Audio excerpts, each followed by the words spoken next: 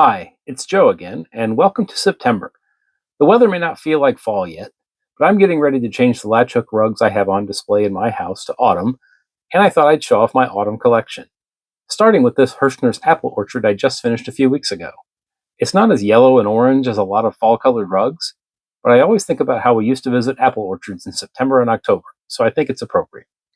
Now, I promise there will be a lot more red, yellow, orange, and brown in these remaining rugs, starting with probably my oldest rug that I've made for fall, specifically for American Thanksgiving, which I made almost 20 years ago.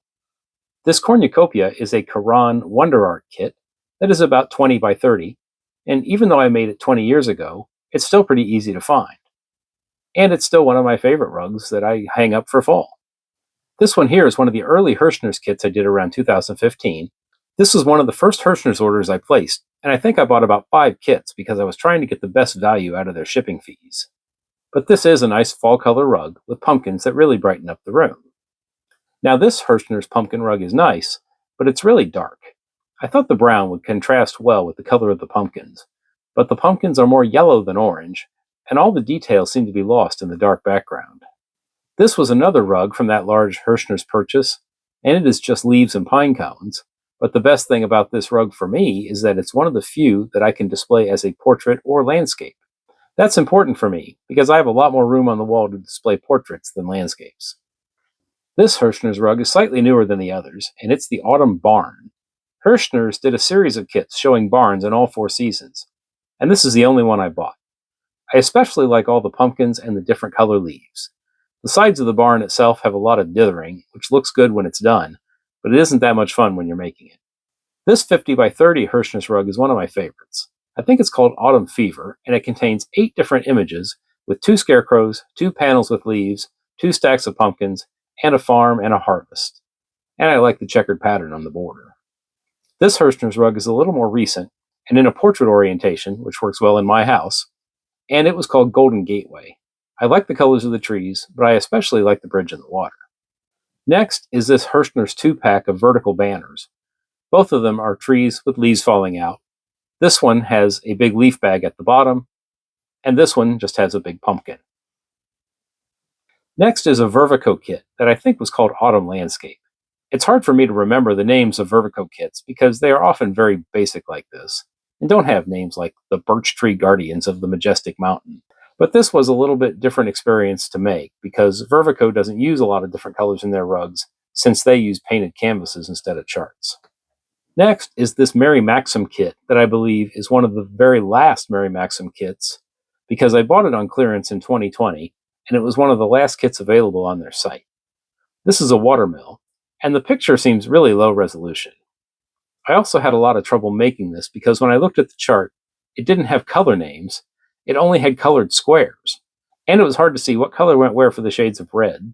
That didn't have a whole lot of difference between them. But then I felt like an idiot, because on the back of the chart was another chart for the same pattern, but it was in black and white and had symbols that were easy to see.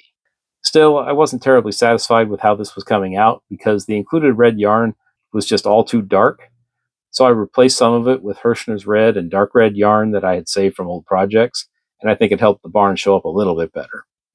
This is also an unusual size of rug at about 35 by 24. Back to another Hirschner's rug, I almost didn't include this as an autumn rug because the trees are almost all green. But it kind of makes sense because those green trees are all evergreens, and only the trees next to the cabin have leaves that turn color. I also like the mountains and the ducks in this one. And speaking of birds, this half-size Hirschner's rug is called Sunflower Chickadees, which I include as a fall rug because sunflowers are often used as fall decorations. Something I've always found a little unusual because where I live, sunflowers bloom in the summer, but they definitely are the right color for fall.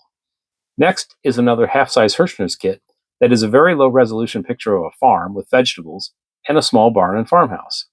I made this rug 5 years ago in memory of my mother, who had passed away just a few months earlier, because she loved vegetable gardening, and this was the closest I could come at that time to making a rug that represented that.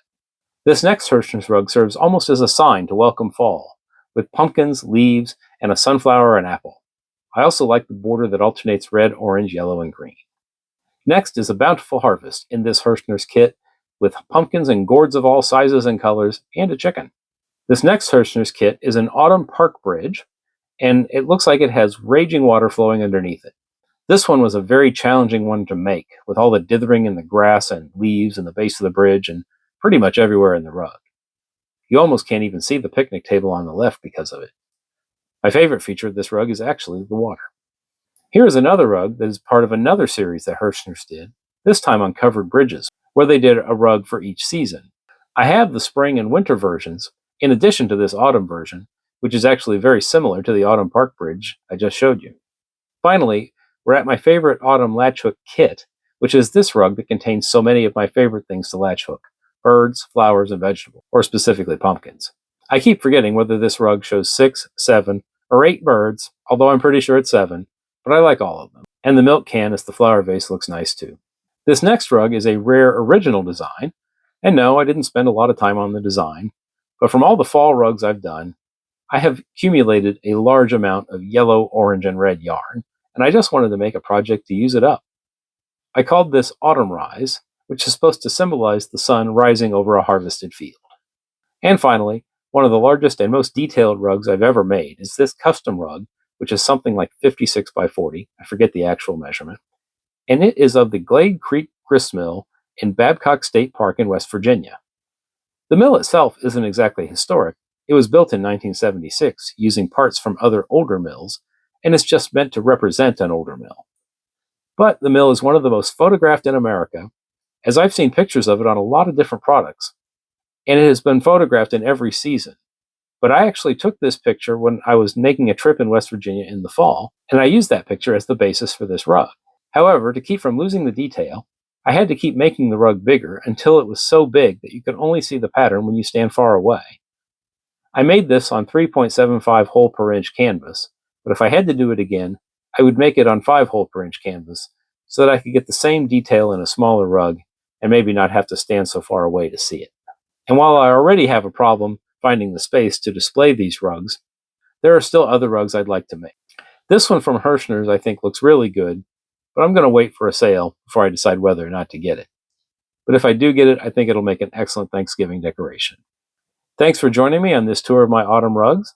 I hope your September gets off to a great start, and that you'll come back for my next video, which will feature a Halloween rug I'm currently working on. See you then!